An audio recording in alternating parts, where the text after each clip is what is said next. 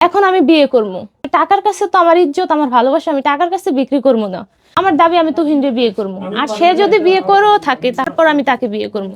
ওর সাথে আমি সব জায়গায় মিট করছি, তাহলে ও কেন আজকে আমার বিয়ে করবে না? ওর বিয়ে করতেই হইব। আমি আসছি আমি তুহিনরে বিয়ে করবো। তুহিনের সাথে আমার সাথে আজকে 7-8 বছরের রিলেশন, ঠিক আছে? তুহিন আমারে কয়েকবার বলছিল যে তুহিনের বাসায় আসার জন্য, যে তুমি বাসায় এসে অনশন করো, আমার ফ্যামিলি পরে তোমার মাইনা নিবই। কিন্তু আমি না বলছি, আমি বলছি যে তুমি যেভাবে হোক তোমার ফ্যামিলি ম্যানেজ করো। আচ্ছা ঠিক আছে, তাইলে আমি বিষয়টা দেখতেছি। এভাবে প্রায় 5-6 বছর চলে গেছে। তারপর আমাদের তো কথা তো চলতেই আছে, আমরা কথা বলি। ও আমার সবসময় একটা কথা বলতো যে তুমি বাসায় এসে ওঠো, তুমি বাসায় এসে অনশন করো। কিন্তু আমি ওই কথা বললে আমি না বলি যে না আমি বাসায় যাবো না। বলতো ঠিক আছে তাইলে তুমি রাখো, আমি ফ্যামিলি ম্যানেজ করতে আসি। আমার জন্য বিভিন্ন জায়গা থেকে কাজ হইতো।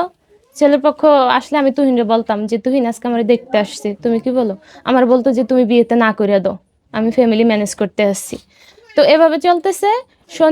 রবিবার ঈদের একদিন পরে সোমবার বিকাল প্রায় 3টা 4টা পর্যন্ত তুহিনের সাথে আমার কথা হয়েছিল।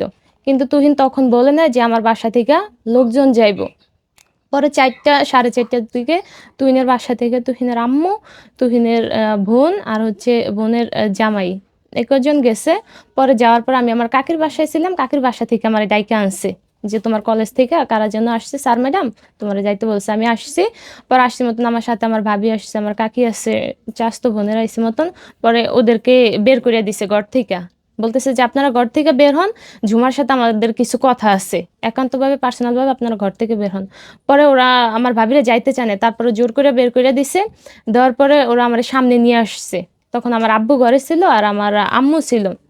তখন তুহিনের বোন আমার আব্বুর সামনে আমার বলতেছে যে তুই নাকি আমার ভাইয়ের সাথে রিলেশন, তোর সাথে আজকে প্রায় 7-8 বছর, এখন আজকে আমার ভাইরে হুমকি দিতেছ, তুই নাকি আমাদের বাসায় যেয়ে উঠবি, তুই মইরা যাবি, মরলে কি হইব?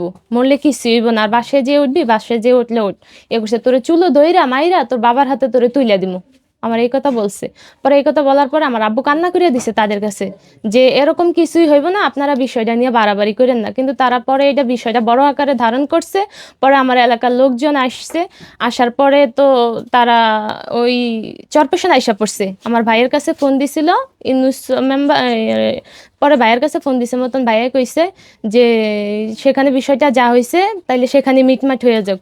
কিন্তু পরে অনেক লোকজন জড়ো করছে, বিভিন্ন নেতা পেতা আইছে, তারা চলে গেছে, বলছে যে এটা চরপেশন সমাধান হইব। তুহিনের সাথে আমার সাথে 7-8 বছরের রিলেশন ছিল, ঠিক আছে, কিন্তু ও যখন আমারে যেখানে বলছে, যেখানে যাইতে বলছে, আমরা সব জায়গায় গেছি, ওর সাথে আমি সব জায়গায় মিট করছি, তাহলে ও কেন আজকে আমার বিয়ে করবে না? ওর বিয়ে করতেই হইব। পরে এটি নিয়ে ঝামেলা হয়েছে। পরে তারা চরপেশন চলে আসছে, আমার ফ্যামিলির লোকজন চরপেশন আসছে যে তাহলে চরপেশন সমাধান হইব, কিন্তু চরপেশন কোনো সমাধান হয় না। পরে 2 দিন না 1 দিন পরেই বুঝি মিন্টুজ মিয়া আছে, তার তার কাছে বিষয়টা গেছে, সে বিষয়টা জানে।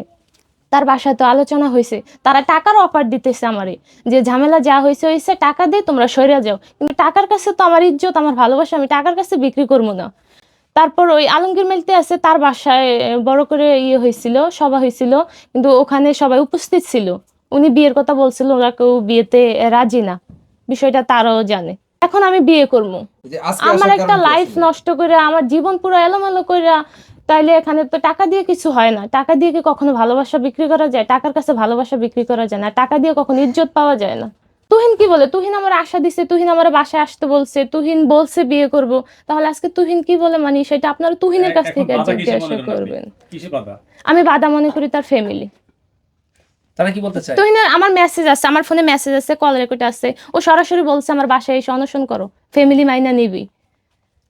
আসার পরে কি হয়েছে? আসার পরে আমি আসছি, তারা বলতেছে যে আমি চইলা যাইতাম, মান সম্মান আছে, আমি যে দিক দিয়ে আসছি তুমি চইলা যাও। আমারে বিভিন্ন করতেছে, এখানে বৈশা থেকে লাভ নাই, তুমি যাইবা গেছা না, আমাদের ছেলে বিয়ে করে লাইছে, করুক, আজকে সে বিয়ে আজকে করুক, আজকে সে এখানে বিয়ে আসার না। কারণ কি আসলে? আজকে আসছি আমি তুহিনকে বিয়ে করবো।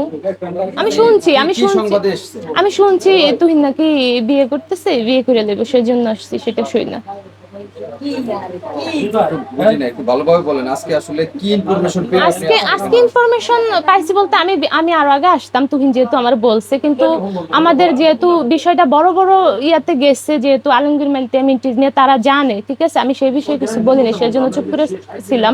কিন্তু আজকে জানছি যে তুহিন বিয়ে করতেছে নাকি, তুহিন নাকি সন্ধ্যায় বিয়ে করবো, সেজন্য আমি আজকে আসছি।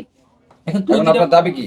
আমার দাবি আমি তুহিনরে বিয়ে করবো, আর সে যদি বিয়ে করেও থাকে তাহলে তারপর আমি তাকে বিয়ে করবো। করবে না কেন? সে আমার পুরা লাইফ, আমার জীবন শেষ করে দিছে, তাহলে সে আমার বিয়ে করবে না কেন?